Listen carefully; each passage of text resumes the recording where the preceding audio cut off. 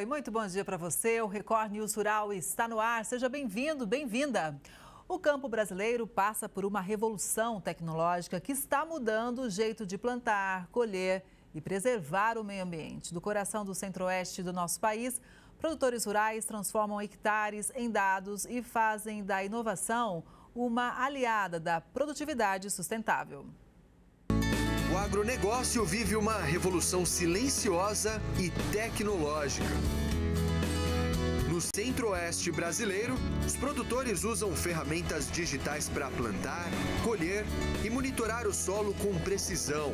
O futuro já chegou e o campo agora é conectado, inteligente e, além de tudo, sustentável.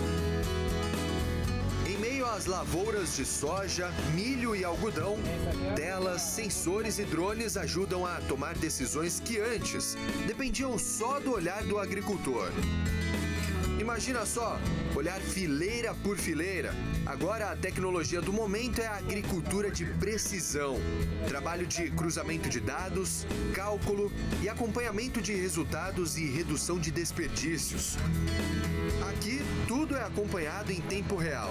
Um sistema que monitora cada hectare de terra, indicando o momento certo de irrigar, adubar e colher. A tecnologia na agricultura está bem avançada. Nós temos Precision Plant, que é a quantidade de semente por metro. Nós temos um programa nosso dentro da empresa, que é dos proprietários, que é o Perfect Flight, que acompanha o voo do avião. Se o avião soltou um veneno em cima de um APP, de uma área de reserva, se o avião voou beirando uma escola, se o avião voou em cima de um parque, a gente tem todo esse acompanhamento, monitorado em tempo integral, em tempo real. De acordo com o Ministério da Agricultura, o agronegócio brasileiro cresceu mais de 10% apenas no segundo trimestre de 2025. Por trás desses números está o avanço tecnológico no campo. As chamadas fazendas digitais estão se tornando realidade em diversas regiões do país, permitindo monitorar desde a saúde do solo até o uso racional de insumos e água. Essa transformação digital tem impulsionado ganhos expressivos de produtividade. Outra iniciativa importante desse ano é o lançamento do Atestado Digital de Boas Práticas Ambientais, criado pelo Ministério da Agricultura, Pecuária e Abastecimento. A ferramenta garante mais transparência e rastreabilidade, reunindo informações verificadas sobre o manejo do solo, conservação de água e redução de emissões de gases de efeito estufa. Além de fortalecer a credibilidade do agronegócio brasileiro no mercado internacional, o sistema digital dá um passo rumo à governança ambiental inteligente. Nessa fazenda em Sorriso, no Mato Grosso, máquinas inteligentes fazem o plantio em larga escala. O equipamento identifica o tipo de solo e calcula a quantidade exata de insumos necessários. Uma forma de reduzir custos e impactos ambientais. Com a tecnologia, o campo virou um ambiente de dados. Tudo aqui é monitorado, desde satélites até os tratores. E essa combinação entre ciência e natureza mostra o novo caminho do agronegócio sustentável. Eu diria para você que a tecnologia está numa semente de soja, numa semente de algodão, numa semente de milho, resistência a pragas, a doença. Então, a agricultura, o avanço da agricultura é junto com a tecnologia. A recuperação de nascentes, plantio direto é sustentável. É um projeto que você capta carbono na atmosfera e joga no solo. Nós temos a integração lavoura e pecuária sustentável. Nós temos o programa do aplicativo do Perfect Flight para você gastar menos defensivo.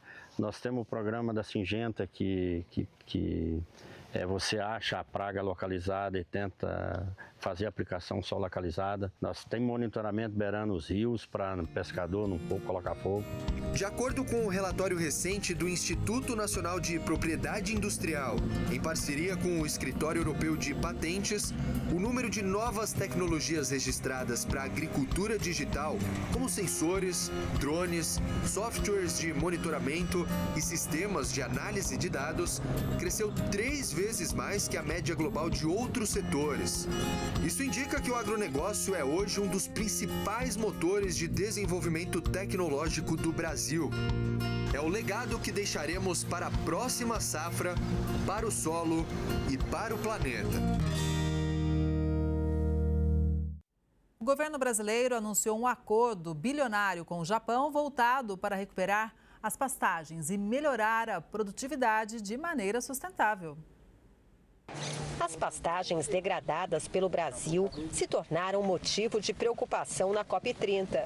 Dos 160 milhões de hectares, ao menos 40 milhões estão desta forma. São áreas pouco produtivas e com alta emissão de gases de efeito estufa. O governo anunciou um acordo de recuperação de pastagens, com o apoio da Embrapa e da Agência de Cooperação Internacional do Japão. Ao invés do produtor buscar novas aberturas, ocupar novas áreas para produzir, vamos ajudá-lo a recuperar a área em degradação, colocá-la no sistema produtivo e preservar a floresta e o cerrado em pé.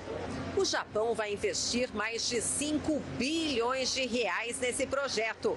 O objetivo é aumentar a produtividade, especialmente no cerrado, e ao mesmo tempo reduzir a emissão de gases que impactam no aquecimento global. Malásia e República da Coreia abriram mercado para produtos brasileiros. Grãos secos de destilaria, amêndoas de macaúba e noz pecan do Brasil serão exportados para esses países.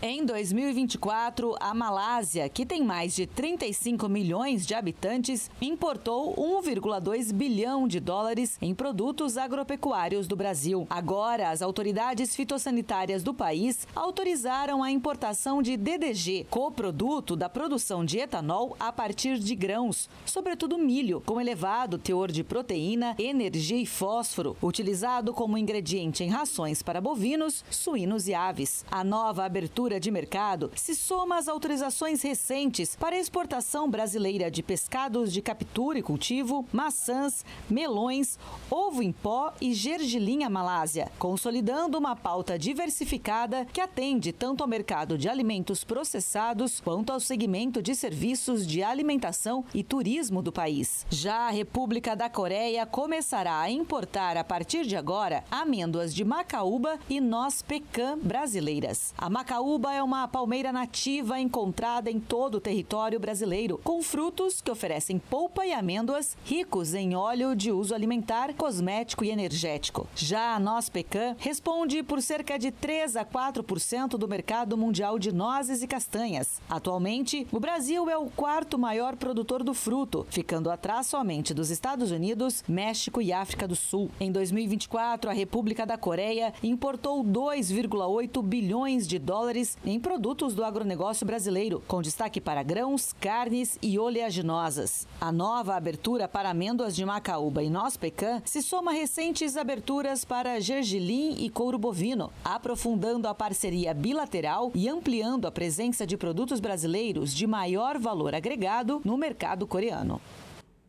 O ministro Augusto Nardes, do Tribunal de Contas da União, pediu vista, ou seja, mais tempo, para análise do processo que trata da licitação do mega terminal do Porto de Santos.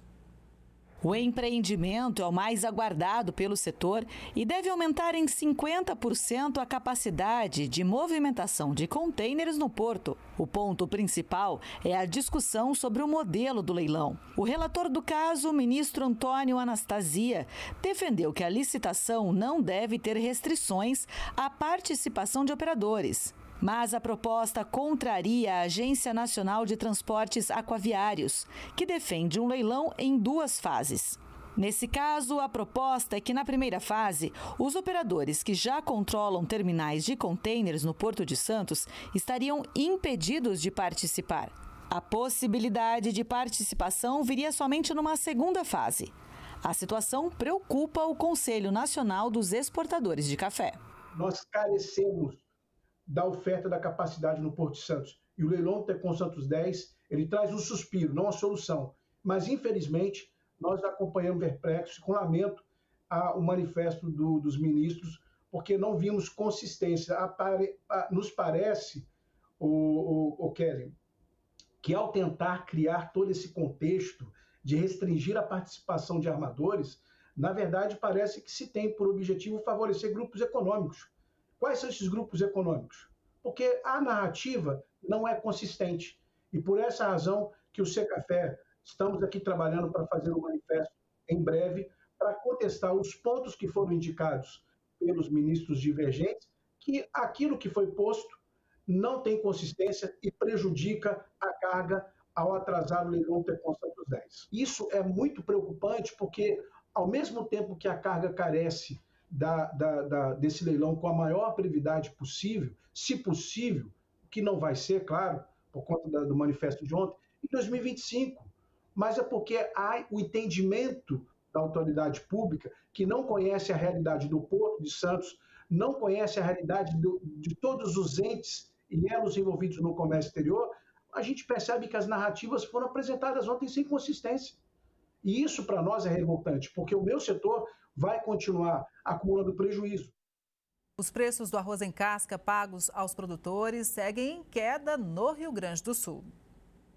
Apesar desse cenário, as variações têm sido menos intensas nesta semana. Muitos vendedores consultados pelo CPEA estão afastados do mercado spot, aguardando alguma ação oficial por parte do governo por meio de leilões. Além disso, esses agentes estão focados no avanço do cultivo da nova safra. Do lado comprador, enquanto alguns estavam ativos apenas para a reposição de estoques, outros sinalizaram valores maiores, com o objetivo de formar estoques. Enquanto isso, as estimativas de oferta nacional seguem sendo ajustadas negativamente, mas não devem alterar a disponibilidade interna. No cenário mundial, a oferta da temporada 2025-2026 também deve ser semelhante à da temporada 2024-2025. No campo, dados do dia 13 do IGA mostram que a semeadura da safra 2025-2026 entrou na reta final no Rio Grande do Sul, com 86,31% já cultivados. Agora a gente explica a sustentação dos preços do algodão em pluma. Confira. A posição firme dos vendedores e o interesse do comprador por produtos de melhor qualidade deram certa sustentação aos preços do algodão em pluma no Brasil. Segundo os pesquisadores do CPEA, os vendedores estão atentos ao bom avanço das exportações e focados no cumprimento de contratos no mercado doméstico. Já os compradores buscam ajustar os estoques para as últimas semanas de atividades de 2025 e para o início de 2026. Já na exportação, na primeira quinzena de novembro, os embarques brasileiros de pluma somaram 244 mil toneladas, 18,5% inferior ao volume verificado em todo o mês de novembro de 2024, de acordo com dados da SECEX. O período de chuva exige cuidados na produção de hortaliças. O uso do plantio direto tem dado bons resultados e está se mostrando mais resistente ao excesso de água. As chuvas são indispensáveis para o desenvolvimento das lavouras, mas quando caem em excesso podem trazer prejuízos. Durante o período de semeadura, por exemplo, o excesso de água pode atrasar o plantio. Então o excesso de chuva pode, por exemplo, carregar o adubo para regiões mais profundas, né? Então você perderia aquela adubação. Quando você faz a aplicação de um defensivo, aí no outro dia chove, então vai estar lavando esse fungicida, esse inseticida, né? E também problemas de conservação de solo, excesso de chuva.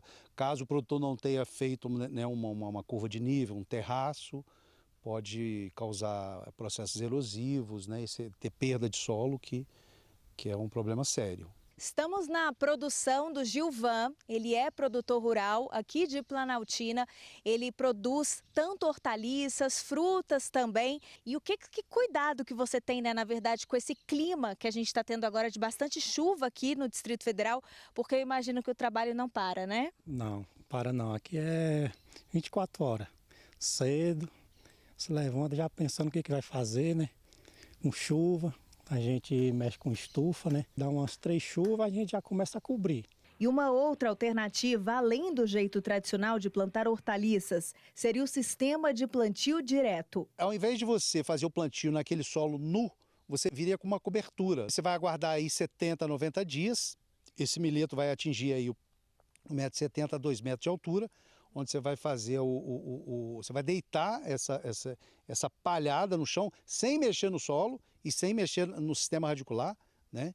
E você vai deitar, então estaria pronto para fazer o plantio de qualquer hortaliça. O sistema ainda é pouco adotado pelos produtores do Distrito Federal, mas a Emater DF trabalha para ampliar o uso dessa técnica o quanto antes. Essa palhada ela vai ter uma conservação de solo enorme, né? Então se tiver uma camada densa de palhada, pode cair chuva aí de 100 milímetros, 150 milímetros, que não vai levar solo. É impressionante. Além disso, você vai ter redução de 10 a 20 graus na temperatura do solo. Isso causa um conforto térmico para a planta enorme. Como a chuva vai pegar nessa palhada e não vai pegar na folha da planta, então você reduz drasticamente a incidência de doenças. E é coisa assim de 40% a 50% de redução de custos. Cada gota de chuva pode representar uma bênção ou um desafio no campo. Tudo depende de como o agricultor se planeja e se prepara para lidar com as variações do clima. A chuva a gente não pode reclamar, né? Que é mandado por Deus, né? Toda hora que ela vem, a gente respeita. Então só tenho que agradecer a Deus. Que ela venha com calma, e mão no peito e tocar para frente. É isso mesmo. Hora de conferir como fica o tempo, então, nesta quinta-feira em todo o Brasil. Veja na previsão.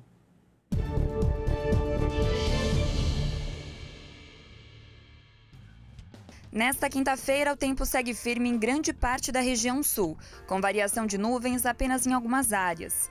O tempo também fica mais estável no sudeste ao longo do dia. A nebulosidade é maior no litoral paulista, Rio de Janeiro e algumas áreas do Espírito Santo. E as chuvas ficam restritas ao norte de Minas. A frente fria continua a provocar pancadas de chuva na Bahia. A situação será parecida em praticamente todos os estados do Nordeste, que vão ficar com o céu mais encoberto. No centro-oeste, as instabilidades se concentram no norte de Mato Grosso e Goiás, e elas se espalham por todo o norte do país. Na região, elas podem ocorrer com forte intensidade na área mais escura do mapa, que passa pelo norte do Amazonas, Roraima, Tocantins e centro-sul e noroeste do Pará. Ainda tem risco de temporais no Nordeste.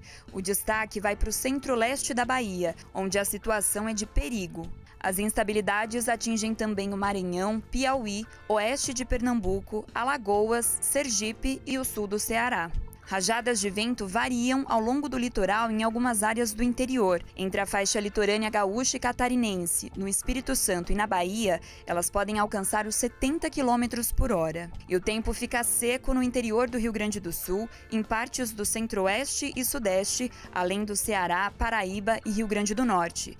Nessas áreas, a umidade relativa do ar pode ficar abaixo dos 30%. Em relação às temperaturas, máximas de 30 graus em Porto Alegre e Campo Grande, 25 em São Paulo, 28 em Salvador e Goiânia e até 33 graus em Cuiabá. De agosto a outubro, os 3 meses de vigência do tarifaço, os embarques de cafés especiais do Brasil aos Estados Unidos, que são o principal mercado importador desse produto nacional, caíram cerca de 55%, ou seja, de 412 mil sacas de 60 quilos no mesmo período de 2024 para as atuais 190 mil sacas. A gente lembra que houve um alívio de 10%, mas o governo de Donald Trump manteve os 40% de cobrança. Então, quem chega com mais informações para a gente é o Luiz Roberto Saldanha, que é vice-presidente da BSCA. Oi, Luiz, bom dia, seja sempre muito bem-vindo ao Record News Rural.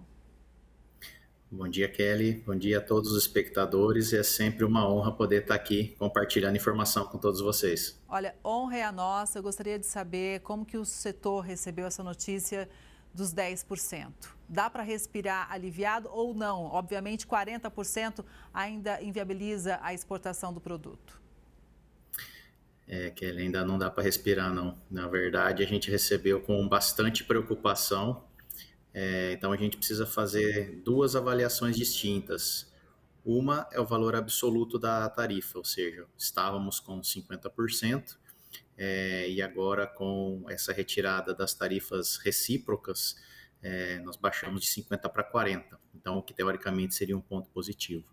Porém, nós precisamos avaliar isso da maneira relativa, ou seja, os nossos principais competidores e concorrentes, por exemplo, Vietnã, Colômbia, como já tinham em voga acordos bilaterais estabelecidos com os Estados Unidos, eles tiveram as tarifas zeradas. Então, isso quer dizer, o Brasil continua com uma tarifa de 40%, totalmente inviável para o comprador norte-americano, enquanto os nossos principais concorrentes estão com as tarifas zeradas. Então, é um ponto de extrema preocupação para toda a cadeia de valor de café do Brasil. Até porque se o mercado norte-americano se adequa, né, a outros sabores, a outros blends, a gente pode ter dificuldade, inclusive, de reconquistar esse consumidor que já era, obviamente, um grande apreciador do café especial brasileiro?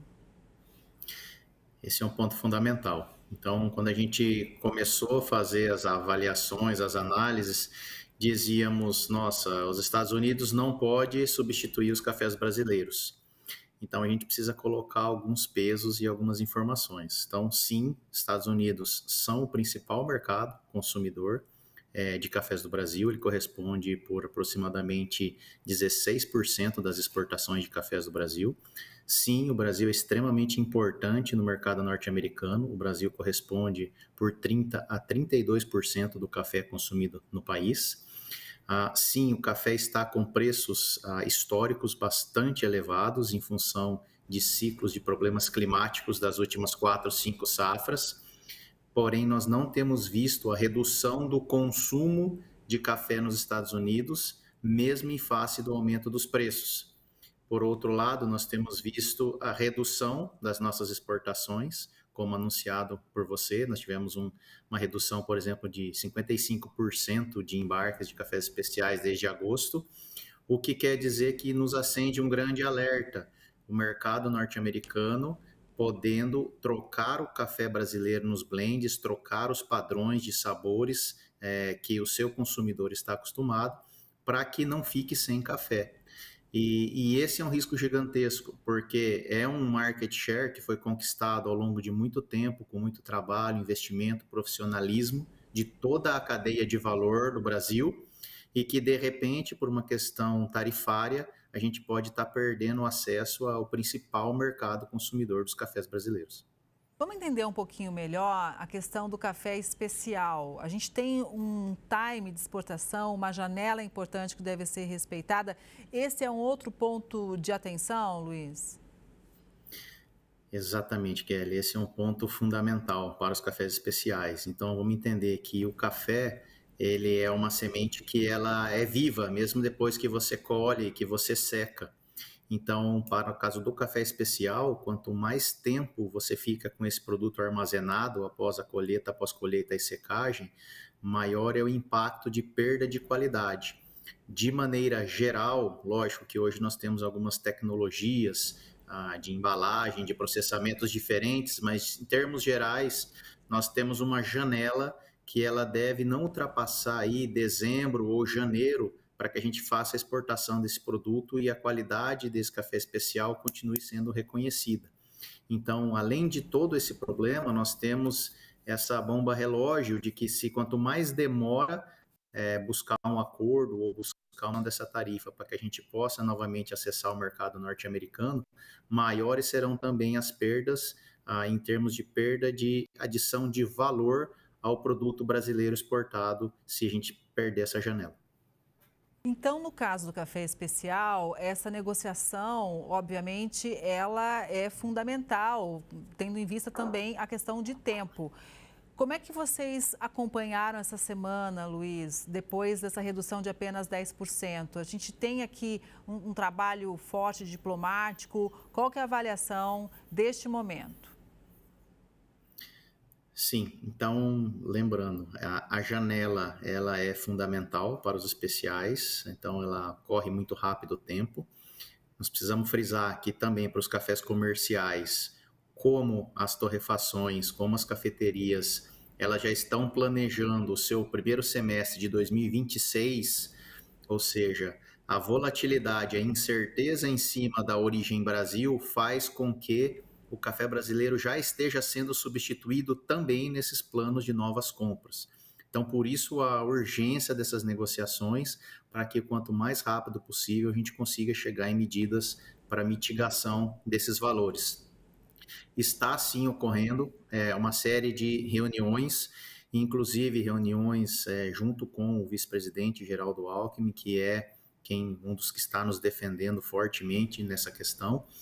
Então, o setor, de maneira geral, ele tem se articulado, ele tem subsidiado o governo com informações técnicas exatamente nesse sentido. Nós temos uma janela para cumprir, nós temos um market share conquistado que nos custa muito caro, Nós não podemos deixar que o café brasileiro seja substituído nesses blends às custas de não conseguir retomar esse mercado para frente, porque é muito caro você conquistar, abrir um mercado, e às vezes é muito difícil você retomar esse mercado uma vez que você perde.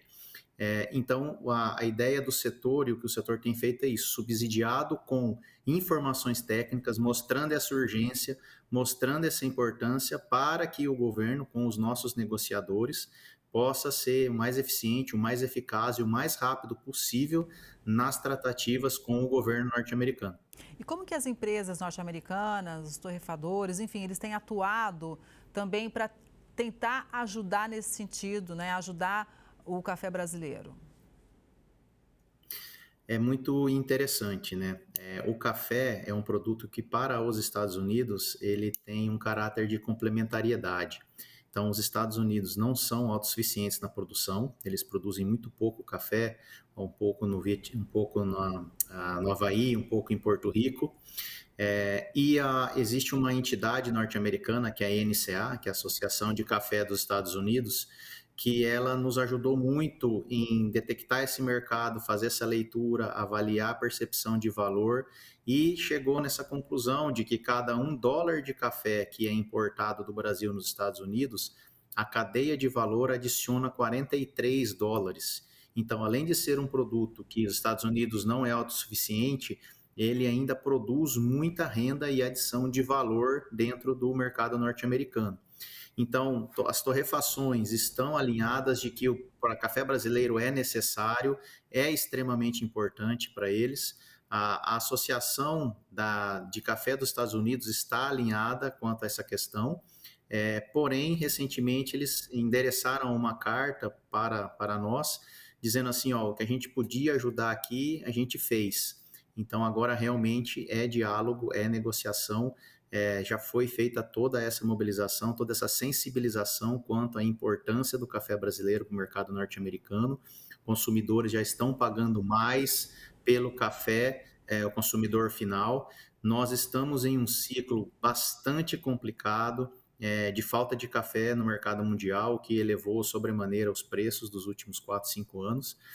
Então, é uma série de fatores que corroboram para o fato de que precisamos de negociação, precisamos de diálogo, precisamos chegar a um equilíbrio, porque nesse momento essas tarifas de 40%, elas simplesmente excluem o Brasil do mercado norte-americano, que é o maior mercado consumidor de café e cafés especiais do mundo. Pois é. E agora vamos olhar aqui para o nosso produtor brasileiro, porque a gente fala muito da importância de abrir mercados e tudo mais, para não ficar na mão de um gigante só, mas o fato é que não é fácil, você tem que adequar a produção. Além disso, não é sempre que você encontra um mercado comprador disposto a pagar o preço necessário por um produto especial, como o café aqui no caso. Então, como é que está a apreensão do produtor brasileiro, hein, Luiz? Kelly, assim, eu costumo dizer que a gente precisa fazer 2 avaliações, uma avaliação de curto prazo e uma avaliação de médio e longo prazo. No curto prazo, como os preços do café históricos estão extremamente elevados, ou seja, existe uma escassez do produto no mercado, pode ser que a gente ainda esteja conseguindo acessar outros mercados. Então, nossa participação na União Europeia tem crescido, na Ásia, na Oceania, com preços remuneradores nesse momento, uma vez que nós estamos num cenário de escassez de produto. Um outro ponto a se avaliar, os contratos que existem em vigor com os clientes norte-americanos estão causando bastante desgaste. Desgaste no sentido de que algumas empresas têm tentado negociar para que produtores ou exportadores assumam parte dessa tarifa, porque é um valor muito alto. Contratos estão sendo atrasados, contratos estão sendo cancelados numa prática que se chama de washout, outros contratos estão sendo levados para os Estados Unidos e estão sendo deixados no que é chamado de inbound warehouse, ou seja, são armazéns na área costeira que você não faz a internalização do produto, então você não paga a tarifa. Esse café está lá parado, aguardando algum tipo de resolução para que o cliente possa internalizar esse produto sem o pagamento das tarifas, se isso for possível. Então, está gerando um desgaste neste momento, no curto, e pode ser que dê, por outro lado, para o produtor, para o exportador, a falsa sensação de que estamos conseguindo exportar esse café para outros mercados e com uma boa remuneração.